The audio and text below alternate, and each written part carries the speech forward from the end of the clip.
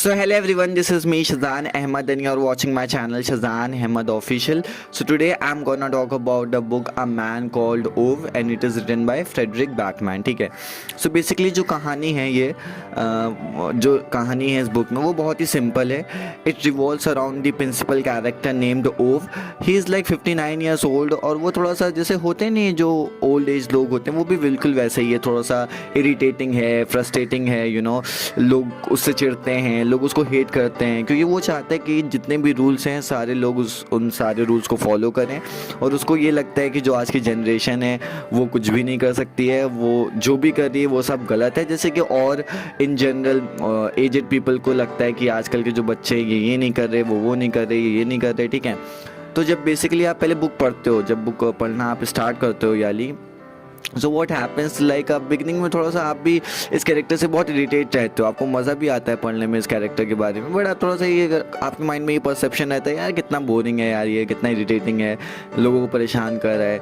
But with each and every page when you understand the origin of this character, जब आपको इसका origin समझ में आता है, जब आप देखते हो कि यार इसके पास्ट में कैसे एक्सपीरियंसेस हुए थे, इसकी मम्मी के साथ क्या हुआ, इसकी डैडी के साथ क्या हुआ, और जो इसकी वाइफ थी सोंजा जब उसकी डेथ हो जाती है, तो वो कहीं ना कहीं जो ओव होता है वो हमेशा एक लोनली पर्सन रहा है अपनी लाइफ में. ठीक है.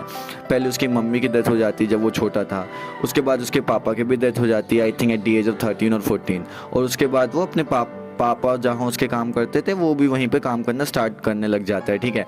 और उसके बाद उसको लाइक हार्डली कोई मिलता है लाइफ में जो उसको समझ सके, वो जैसा है उसको वैसे ही एक्सेप्ट कर सके, वो सोंजा होती है और उसकी भी डेथ हो जाती है. ठीक है. तो आप समझ सकते हो कि किन तरह के लाइफ एक्सपीरियंसेस से जो ओव है वो लाइक गो थ्रू करता है, और वही रीज़न है कि वो इतना लोनली हो चुका है, तो इसीलिए वो इतना ग्रम्पी है यार लाइक. तो somewhere down the line this book teachers us about कि यार जो भी लोग लोनली होते हैं और मतलब जो भी लोग थोड़े शॉर्ट टेम्पर्ड होते हैं, जो थोड़े से डिफरेंट होते हैं, ऑड होते हैं, जिनको हम लोग बोल देते हैं ये बहुत ऑड है, ये बहुत अजीब सा इंसान है, तो कहीं ना कहीं वो खुद से ऑड नहीं हुए हैं. ठीक है. कोई बच्चा ऑड नहीं पैदा होता है, वो उसके एक्सपीरियंसेस और उसके इन्फ्लुएंसेस उसको बना देते हैं. ठीक है. तो कहीं ना कहीं हमको ये बहुत अच्छी चीज़ समझ में आती है, और ये भी समझ में आता है कि जैसा इंसान जैसा इंसान सुपरफिशियली दिख रहा होता है, जैसे वो ऊपर से होता है, इसका ये मतलब नहीं है कि वो अंदर से भी सेम ही हो. और हमको पता चलता है कि बाद में कि ओव धीरे धीरे जब ओव की पास्ट की स्टोरीज़ को राइटर बताता है तो हमको समझ में आता है कि अच्छा यार ओव ऐसा है तो इसलिए है क्योंकि इसके एक्सपीरियंसेस थोड़े से बहुत ख़राब रहे हैं, कि कैसे उसको बहुत सारी हार्डशिप्स लाइफ में गो थ्रू करनी पड़ी, वो भी इतनी छोटी एज में. ठीक है. तो मेरे हिसाब से बुक बहुत बढ़िया है, और जो इसका फ़लसफ़ा है इस बुक का वो यही है कि यार मतलब कि हम लोग को जज नहीं करना चाहिए लोगों को, और ब्लेम नहीं करना चाहिए, चाहे वो ओल्ड एज पीपल हो, आपके दादा दादी हों, मम्मी पापा हों, आपके दोस्त हों, कोई टीचर हों. अगर कोई है डिफरेंट, कोई है ऑड, तो वो है यार मतलब उनके एक्सपीरियंसेस भी मैटर करते हैं, there genetics also plays a very good factor. ठीक है. तो मुझे नहीं लगता है कि यार मतलब वो अपने मर्ज़ी से हैं और बाय चॉइस वो हैं जैसे वो हैं, तो ऐसा बिल्कुल नहीं होता है. ठीक है. Because it's like my personal experience. I have always been what should I say, the victim of the same thing. तो मैं समझ सकता हूँ कि यार ये क्या होता है. तो हम लोग को कहीं ना कहीं लाइफ में ये आजकल सोसाइटी में मुझे लगता है कि ये हम लोग का जो कल्चर है जज करने वाला वो बहुत ही बढ़ गया है. ठीक है. हम लोग सबको बस एक जैसा ही बनाना चाहते हैं. I don't understand that if like really God wanted to make all the people same, so why he had given us, so why would he have given us the different faces?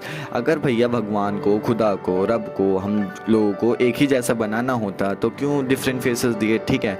क्यों different voices दी, क्यों different hair cut दिए. ठीक है.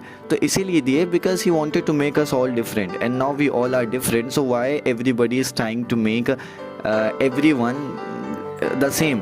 वो मुझे समझ में नहीं आता है, बिल्कुल समझ में नहीं आता है. तो यही है कि we could learn this thing from this book, that we do not have to be the same, we have to embrace by being different और बाय बीइंग योरसेल्फ.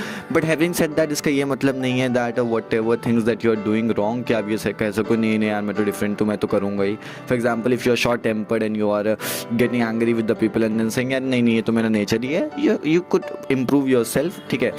बट हाँ, there are several underlying natures that you can't change. You cannot change your basic nature. ठीक है. वो अलग domain है, please उसको ऐसे मत यूज़ कर देना, ठीक है।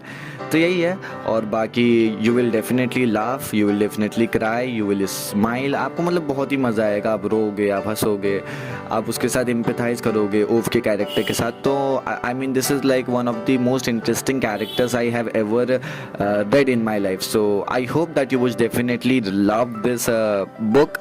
Okay, and yeah, this is all about myself. So until then, to take yourself, bye bye and see ya, and I really love you.